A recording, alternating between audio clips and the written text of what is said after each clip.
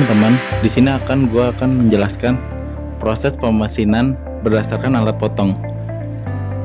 Proses alat potong dibagi menjadi dua. Yang pertama, sisi potong tunggal. Yang kedua, sisi potong jamak.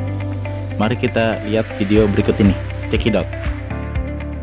Alat potong yang memiliki sisi potong tunggal adalah alat potong yang dapat memotong atau membentuk material benda kerja hanya dengan satu sisi potong.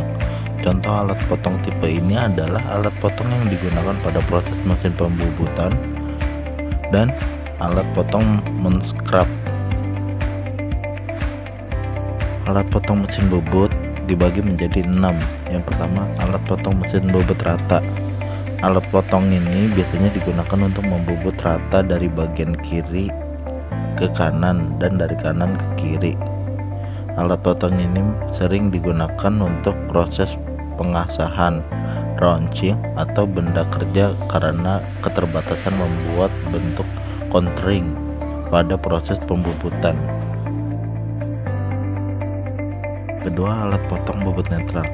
Alat potong bobot netral memiliki sudut mata potong 60 derajat dan dapat bergerak relatif lebih bebas dari pahat rata. Alat potong ini dapat digunakan untuk membubut ke kanan atau ke kiri dan ke dalam benda kerja. Kemampuan pergerakan makanan yang lebih leluasa membuat alat potong ini sering digunakan untuk memproses pembubutan, bentuk, dan pengerjaan akhir atau finishing. Ketiga, alat potong bubut muka.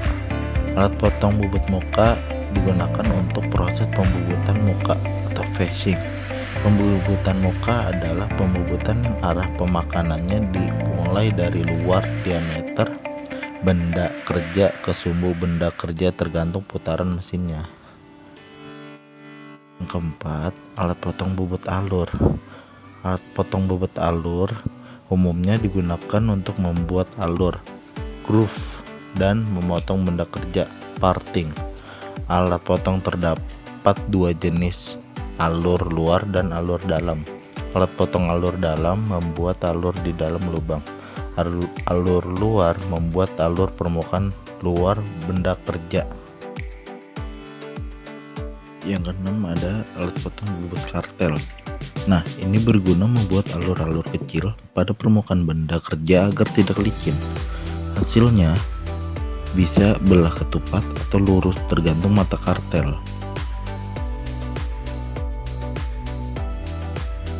Alat potong mesin scrap.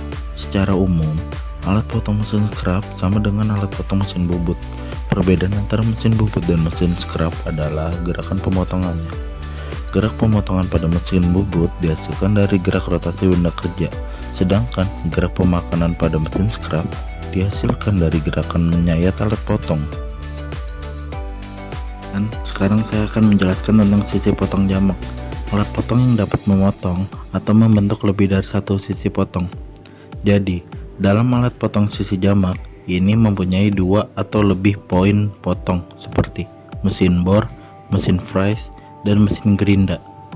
Mesin bor dibagi beberapa mata pisau seperti twist drill. Twist drill digunakan untuk pengeboran aneka logam seperti plat baja, aluminium, kuningan, tembaga, plastik, dan lain-lain. Mata bor selanjutnya adalah reamer. Reamer pada umumnya terbuat dari material HSS.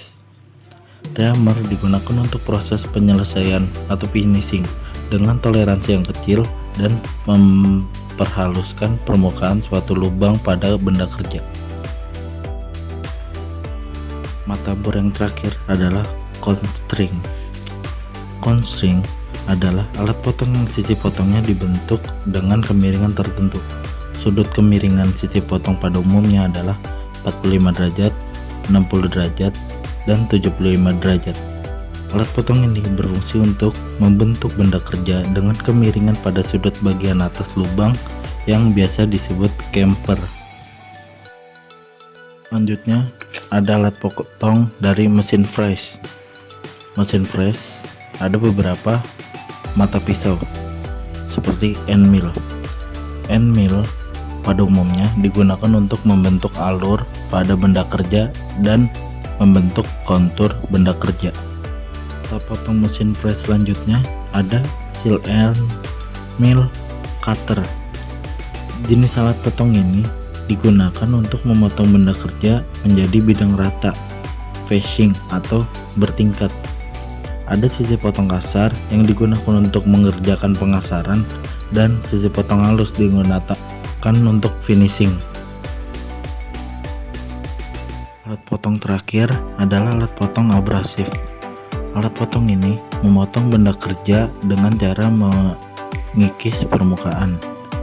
Mata potong abrasif terbuat dari butiran-butiran keramik yang diikat dengan perekat. Saya akan menjelaskan tentang dressing dan truing.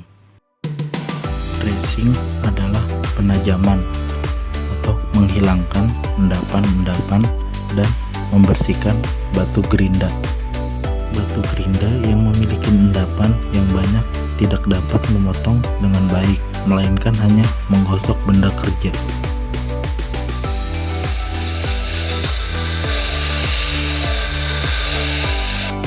Truing, pembentukan atau mengembalikan batu gerinda yang telah berubah bentuk ke bentuk aslinya. Diamond bermata tunggal dapat digunakan untuk truing batu gerinda dengan menghilangkan butiran-butiran abrasif yang telah aus dan memunculkan yang baru. Teman-teman, video kali ini seru nggak? Kalau seru di like and comment, kalau tidak seru diabaikan aja ya. Oke, sekian dari video saya. Wassalamualaikum warahmatullahi wabarakatuh. Sampai jumpa, dadah.